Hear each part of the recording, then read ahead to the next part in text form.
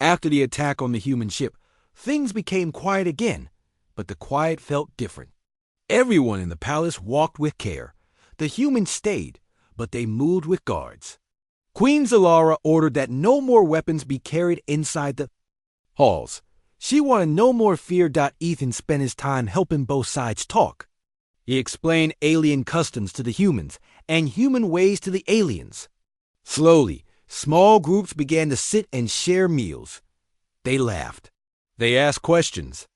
Some even started teaching each other their languages. One morning, Captain Laura spoke to Ethan in the garden. "Your queen is brave," she said. "She fights with more than weapons." "She believes peace is worth fighting for," Ethan said. "So do I," Laura replied. "But many back on Earth still don't trust them." "Then let them come," Ethan said. "Let them see for themselves." Queen Zalara agreed. She sent a message inviting human leaders to visit. Her council was unsure, but she stood firm. "If we hide, we feed the fear," she said. "If we open our doors, we give them a chance to see truth." A date was set. 2 human leaders would arrive in 1 week. Until then, the palace prepared. Ethan and Laura helped set up a welcome hall. Alien engineers built new platforms. Human cooks worked with alien chefs to prepare shared meals. Flags of both worlds were placed side by side. On the day of arrival, Queen Zalara stood at the landing field again. This time, more of her people came to watch. They brought music. Some brought flowers. It was not just a visit.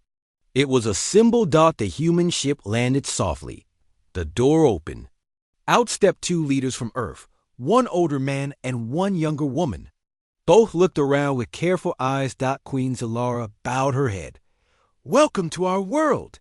May peace guide your steps." The older man nodded. "We hope so too." Ethan watched closely. The humans looked unsure, but they followed politely. The group moved inside the palace. In the main hall, talks began again. But this time, there was no translator needed. They had built something new, a shared system that let everyone speak and understand each other in real time. Queen Zalara spoke of trust, of mistakes from the past, and of her dreams for the future. The young human woman asked many questions. "Can we trust your armies to follow your words?" "Not all," Zalara said, "but I will keep speaking until they do." "And what if another attack happens? Then we face it together, with truth, not more fear." Slowly, the human leaders started to relax. In the days that followed, they walked through alien cities. They met alien children. They touched glowing plants in the gardens. They saw the beauty and the hope. Then, one night, Queen Zalara asked Ethan to join her in the memory chamber. "I want to show them everything," she said. "Even the hidden truth." Ethan nodded. They should see it. The next day, the 2 human leaders were taken to the chamber. Queen Zalara touched the silver orb. Again, the room filled with floating light. Images of the past returned the first human and the queen he saved. The older man leaned forward. "This is real?" "Yes," Zalara said. "Our history, forgotten by fear, remembered by hope." The young woman watched in silence. Then she said, "This changes everything." When they returned to the main hall, the human leaders sent a long message back to Earth. "We have seen with our own eyes," they said. "This world is not what we feared. The Queen speaks truth. Her people are ready for peace. Now it is our turn." For the next 3 days, joint papers were written. They promised no more spying, no hidden weapons, and new programs for education and culture. They signed it under both flags. Both sides cheered, but Queen Zalara knew peace was only beginning. Not all were ready. That night, she spoke to Ethan. Alone. "We will need guardians of peace," she said. "Not with guns, but with voices, strong and kind. Will you be one?" Ethan nodded. "I'll do whatever it takes." "Then stay," she said. "Not as a guest, but as one of us." Ethan looked around the palace. He thought of Earth, of home, but also of what they had built here. He smiled. "Yes, I'll stay." Word spread across the galaxy. Two species once ready for war now walked the path of unity. Stories were shared on screens in schools, and even in space stations. People began to believe. And it all started with one queen who refused to kill, and one human who dared to ask, why? Peace talks continued in the palace for many more days. Every morning, Queen Zalara and Ethan walked together to the council hall. Humans spoke through screens. Aliens answered. Old rules were broken. New promises were made, but not everyone was happy. General Vortex stayed silent after his defeat. He did not speak against the queen anymore, but he did not support her either. He watched everything closely. In dark corners of the palace, he whispered to others who still feared humans. Some soldiers listened. Some nodded. One evening, Queen Zalara sat with Ethan in the garden. The stars above were soft and quiet. You sense it too, don't you? She asked. Ethan looked at her. Yes, something isn't right. They are quiet, but not gone, she said. Fear does not die so easily. Ethan nodded. I can speak to your people. I can try to show them the truth. Maybe, she said. But truth needs time, and time is what we may not have. The next day, a new message arrived from Earth. The peace team wanted to visit the alien planet. They asked to send a small group of human officers to speak in person. Queen Zalara agreed. They must come as guests, she said. No weapons, no threats, only talk. Ethan sent the reply. A ship would arrive in 4 days. During those days, the palace became busy. Rooms were cleaned. Guards were trained to lower their weapons. The council prepared speeches. Queen Zalara looked tired, but also hopeful. This is the beginning, she said to Ethan. If this works, everything changes. I believe it will, Ethan said. On the 4th day, the human ship arrived. It was small, painted white with blue lights. It landed on the green fields outside the palace walls. Many aliens gathered to watch. Some held signs of peace. Others stayed back. Queen Zalara, Ethan, and the council waited by the landing platform. The ship door opened. 5 humans stepped out. Their clothes were simple. No armor, no weapons. One of them was Captain Laura Kendall. She smiled as she saw. Ethan, you look well, she said. Better than expected, Ethan replied. Queen Zalara stepped forward. Welcome to our world, Laura nodded. Thank you for your trust. The humans were taken inside the palace. They were shown the peace chamber. They sat beside the alien council. The meeting began. Hours passed as they talked about trade, science, and shared space. Ethan watched both sides. He helped when words got stuck. He explained things with care. For a while, it seemed nothing could go wrong. But in a dark hall beneath the palace, General Vortex moved with quiet steps. He spoke to a group of shadow figures. They want us weak, he said. They smile now, but their warships wait. If we do not act, we lose our world. What can we do? One asked. Send a message of our own, Vortex said. One they will understand. That night, an alarm rang across the palace. Guards ran through the halls. Lights turned red. Queen Zalara stood from her seat, eyes wide. What is it? She asked. Explosion, a guard said. In the ship dock. Ethan ran with her to the site. Smoke rose from the edge of the platform. Part of the human ship was damaged. No one was inside, but the message was clear. This was no accident, Laura said. Someone wants to stop peace. Queen Zalara looked at the burned ground, and they want us to blame each other. Security locked down the palace. Humans were moved to safe rooms. Alien guards checked every hall. Queen Zalara stood with Ethan in the tower. This could end everything, she said. Not yet, Ethan said. We need to find out who did it. Fast. An investigation began. Footage was studied. A small figure was seen near the ship hours before the blast. Not human, alien. This is one of ours, Zalara said. But who sent them? It did not take long. The trail led back to General Vortek. Queen Zalara called a special council. Vortek was brought in under guard. "You swore to protect this world," she said, "but you tried to destroy peace. Why?" Vortek stood tall. "Because you are blind. They will betray us. I always struck first. You broke our law. You broke our trust. I saved our pride," he shouted. Queen Zalara looked at the council. "Do you still follow him? Or do you follow peace?" One by one they stood. They chose peace. Vortek was taken away. His followers scattered. When the news was shared with the humans, they were cautious, but thankful. "You acted with honesty," Lara said. "We see your effort. We will not leave. Not yet." "Good," Queen Zalara said, "because our work has just begun." In the days that followed, humans and aliens worked together to rebuild the damaged ship. Children from both worlds visited the garden schools.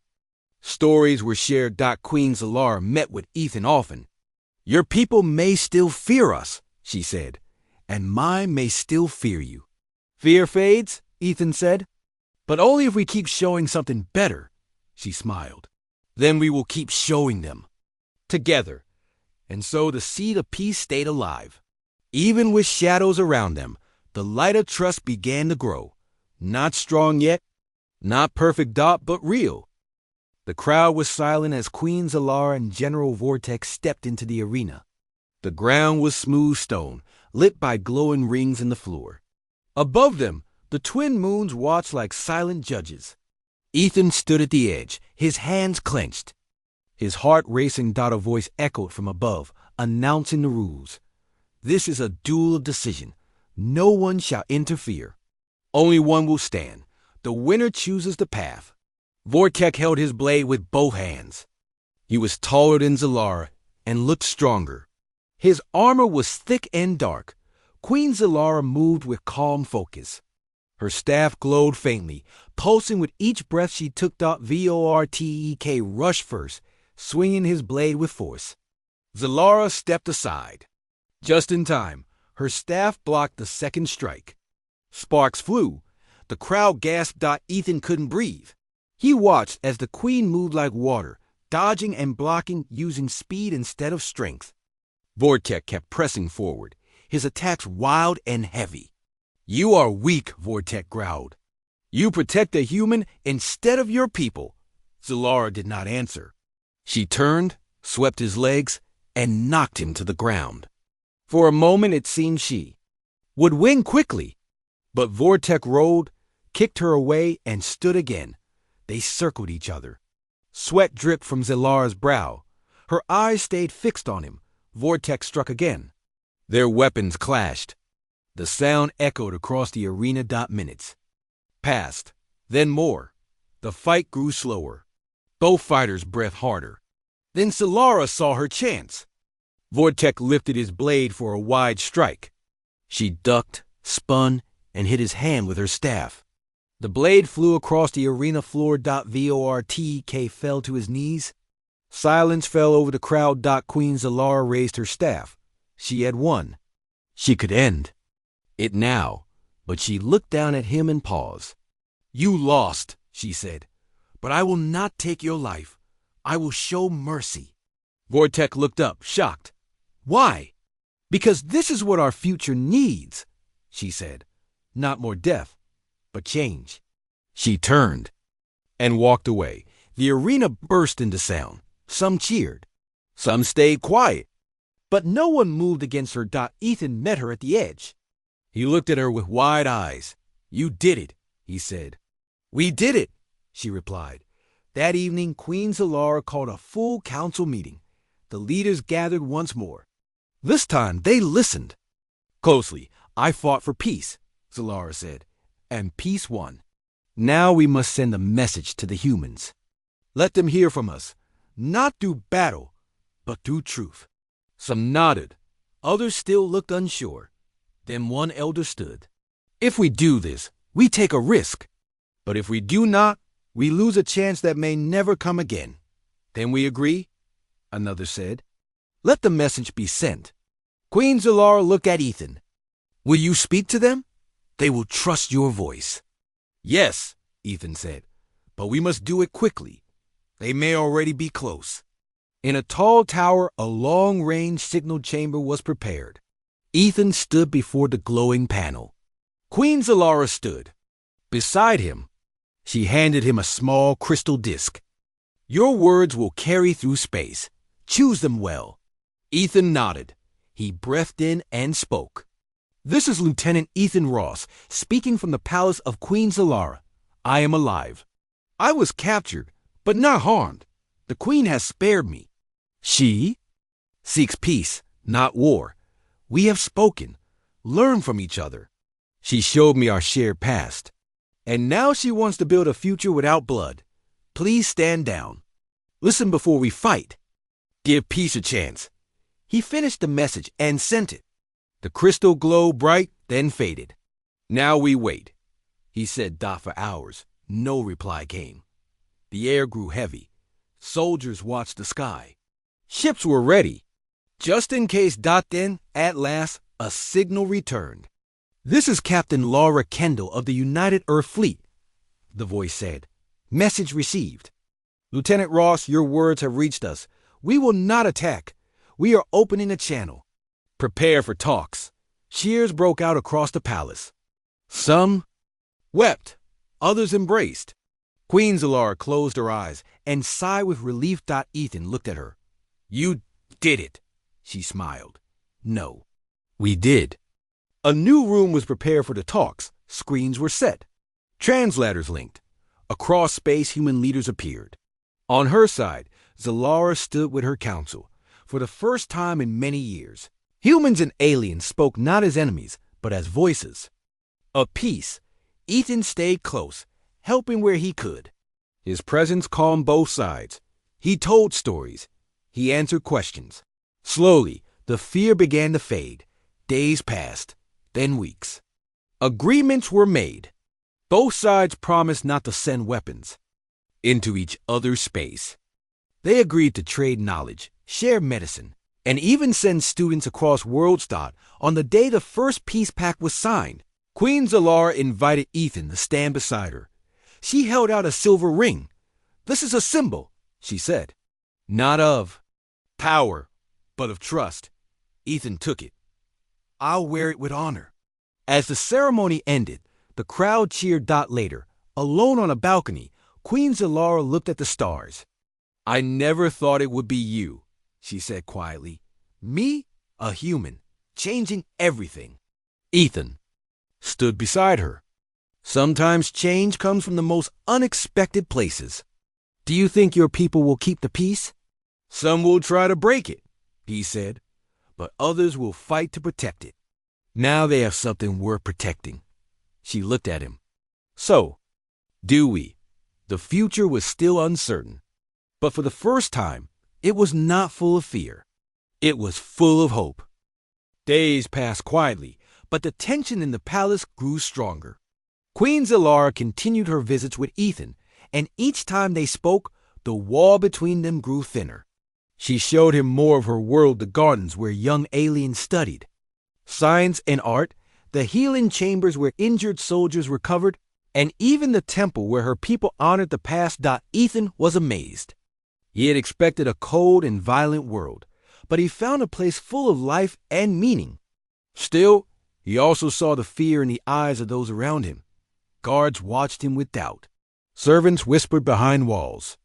Even some officials walked away. When he entered the room. One morning, Queen Zalara entered the crystal chamber carrying a small object. It looked like a silver orb, glowing faintly. She placed it between them on the table. This holds memories, she said. Images from long ago. She touched the orb, and the room filled with soft light. Images floated in the air. A human man wearing old Earth clothes stood beside an alien queen. They looked tired but smiling. The queen had a wound on her side, and the man held a medical. Kit, this is my great-grandmother, Zalara said. She was saved by a human explorer. His name was Andrew. Ethan watched closely. This is real? Yes, she said. They became friends. She promised our people would remember. But over time, the memory was locked away. Only the queens kept it hidden. Why hide it? Because fear is easier to control than hope, Zalara said. The war leaders wanted to erase anything that made humans. Look kind.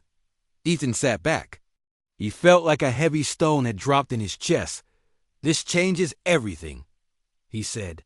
It could, she replied. If your people believe it. They won't unless we show them. Zalara stood and paced the room. I want peace, but my council does not agree.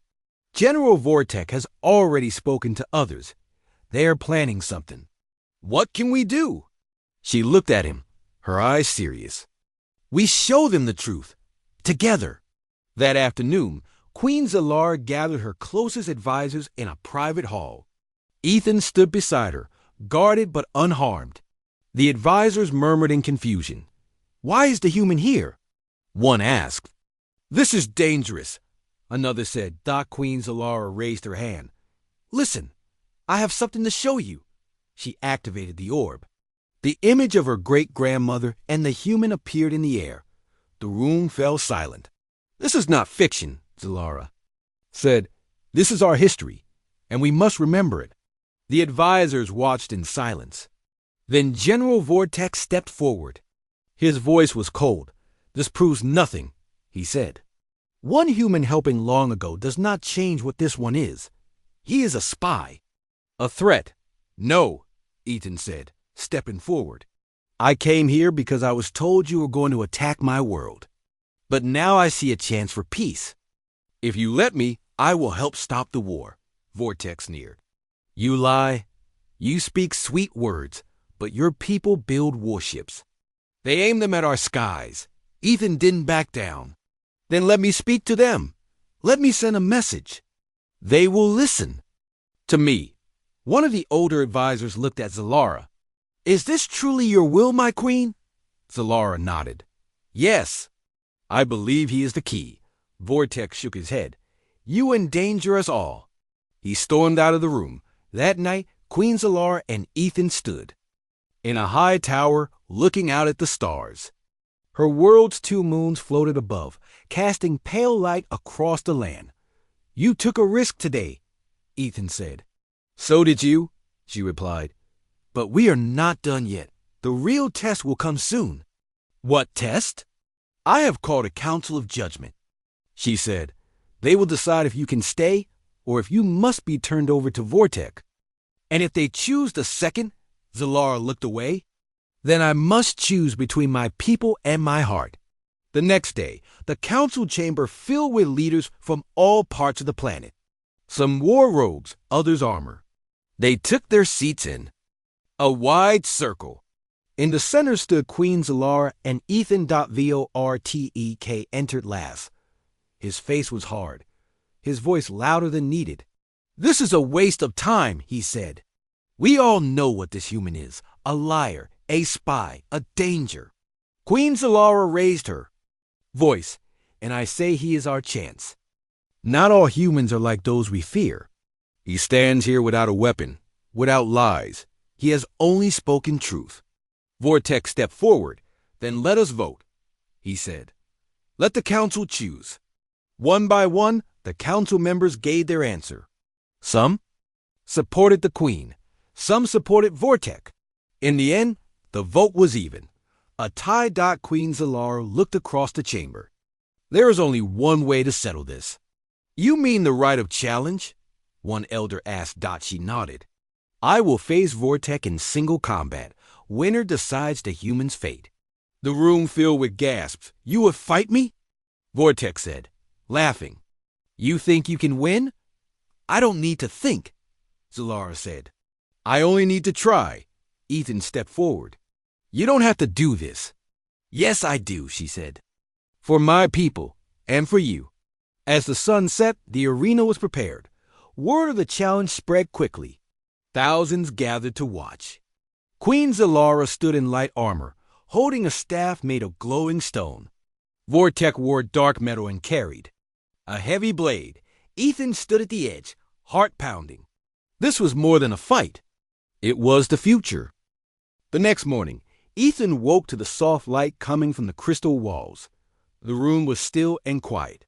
Outside the door, 2 guards stood like statues. They didn't speak to him, and he didn't try to speak to them. He didn't know what to expect today. He had been spared, but for what reason? A short while later, the door opened again. Queen Zalara walked in. She wore a different gown, one made of smooth silver threads. Her eyes were calm but sharp. She carried a small device in her hand and sat down across from him. "Do you sleep well?" she asked. "Yes," Ethan replied. "Thank you." "Good," she said. Then she placed the device between them. It glowed softly and made a quiet hum. "This will help you understand our language better. It improves your translator. Speak freely." Ethan nodded. "I appreciate that." Zalara leaned back. "Tell me about your world, about how your people live." Ethan took a moment. Then he spoke slowly. "Earth is different. We have many countries, many cultures. Some fight, some live in peace. People work, raise families, and dream of a better future." She listened carefully. "Do your people follow one leader?" "No," Ethan said. "We have many leaders, and they often disagree." Zalara smiled faintly. "That sounds familiar." She looked down at the device in her hand, then back at Ethan. "Why do humans fear us?" Ethan was quiet. Then he answered, "Because we don't understand you, and people fear what they don't understand." She nodded slowly. "I was raised to believe humans were dangerous, that you bring chaos, that you cannot be trusted." Ethan looked her in the eyes. "Maybe some of us are like that, but not all. Just like not all aliens are the same." She seemed to think about that for many days. Queen Zalara visited him. Each time she asked him more questions, sometimes about Earth, sometimes about emotions, sometimes about pain and loss. Ethan shared stories about his childhood, his family, and the reason he joined the mission. "I wanted to protect my people," he said one evening. "I thought if I learned your plans, maybe we could stop a war." "Do you still think war is the only path?" Zalara asked. "I don't know anymore," Ethan said. "You didn't kill me. You want to talk. That changes things." One day she brought him to a large balcony high above the city. The sky was purple, and alien birds flew over glass towers. Below, crowds moved through glowing streets. "This is my home," she said. "These are my people. I must protect them." "Just as you want to protect yours." Ethan stood beside her. "So why am I still alive?" She looked at him with a serious face. "Because I need to understand, and because you are different." Not everyone agreed with her choice. Inside the palace, some voices grew louder. General Vortek, her top military leader, was angry. "This human is a spy," he said in a meeting with the Queen. "He must be eliminated. His presence is a risk." "He is no threat," Zalara replied. "You don't know that," Vortek said. "Your softness will bring danger to us all." "I decide who is a danger," Zalara said with a firm voice. Vortek left the room, but his anger did not fade. He began speaking to others in secret back in the crystal chamber. Ethan noticed more guards around. Their eyes followed him closely. He felt the change. "Am I in danger?" he asked Zalara during her next visit. "Not from me," she said. "But you must be careful. Not all share my views. What will happen now?" Zalara looked tired. "I don't know, but I need time. I need proof that peace is possible." That night, Ethan couldn't sleep. He thought about his mission, his people, and the Queen. He was trained to see aliens as enemies. But now, she was the only reason he was still breathing.